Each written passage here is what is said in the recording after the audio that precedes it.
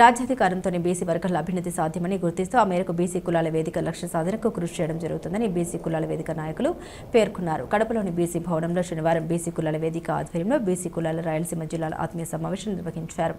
ఈ సందర్భంగా విశ్వ బ్రాహ్మణ సంఘం రాష్ట్ర అధ్యక్షులు పావులూరి హనుమంతరావు మాట్లాడారు. రాష్ట్రంలోని పార్టీలు బీసీలకు అన్ని విధాల అన్యాయం చేస్తున్నాయని, ప్రతి పార్టీ ఎన్నికలకు ముందు బీసీ కులాలకు వరాలు ఇవ్వడం, ఎన్నికల్లో గెలిచిన తర్వాత మరిచిపోవడం పరిపాటి అయిందన్నారు.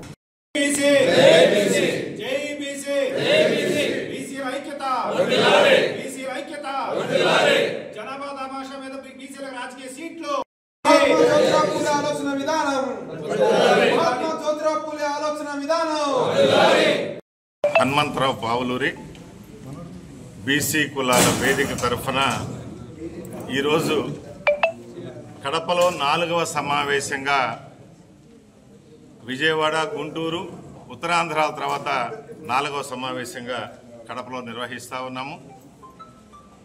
ఏదైతే 151 బీసీ కులాలని ఐక్యతతోటి ఒక సింగిల్ పాయింట్ ఎజెండాతోటి ఏదైతే చిన్న కులాలు, జనాభా దామాషా తక్కువ ఉన్నటువంటి కులాలు కానివ్వండి, ఇప్పటివరకు సుమారు 148 కులాలు పైబడి అసెంబ్లీ మెట్లగా ఈ యొక్క 151 కులాల ప్రతినిధులతోటి, కుల సంఘ నాయకులతోటి చర్చా వేదికలో ఒక నిర్మాణాత్మకమైనటువంటి విధానాన్ని గ్రామ స్థాయి నుంచి, మండల స్థాయి నుంచి, కాన్స్టిట్యున్సీ లెవెల్ వరకు కూడా ఒక కమిటీల ద్వారా ఒక బలమైన నాయకత్వాన్ని నిర్మాణం ఈ యొక్క 152 కులాలతోటి వారి యొక్క సహాయ సహకారాలతోటి రాబోయేటువంటి రోజుల్లో అసెంబ్లీలోకి పంపించే విధానం కానివ్వండి, మా యొక్క సీట్లు మావే, మా యొక్క ఓట్లు మావే అనే నిదానంతో ముందుకు పోయేటువంటి విధానంతో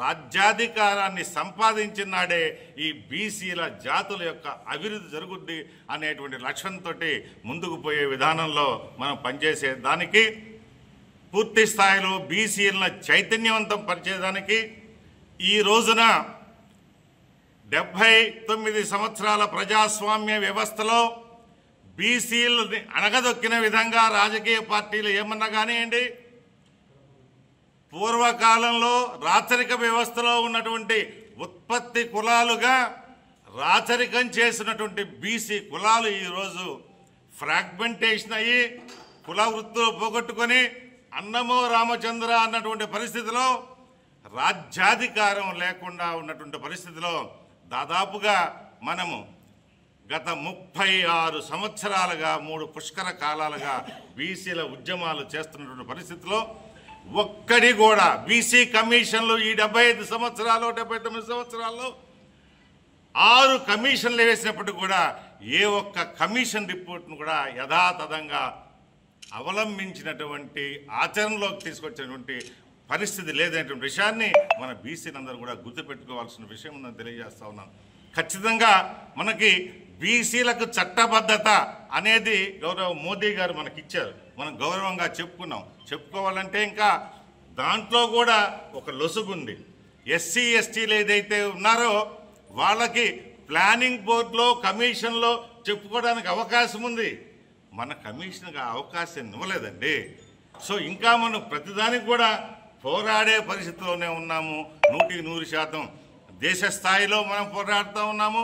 చట్టసభలో రిజర్వేషన్లు కావాలని, ఎస్సీ ఎస్టీ అట్రాసిటీ చట్టానికి సమానమైన చట్టం బీసీలకు కావాలి, లేకపోతే దాంట్లో నుంచి మినహాయింపు అడుగుతూ ఉన్నాము.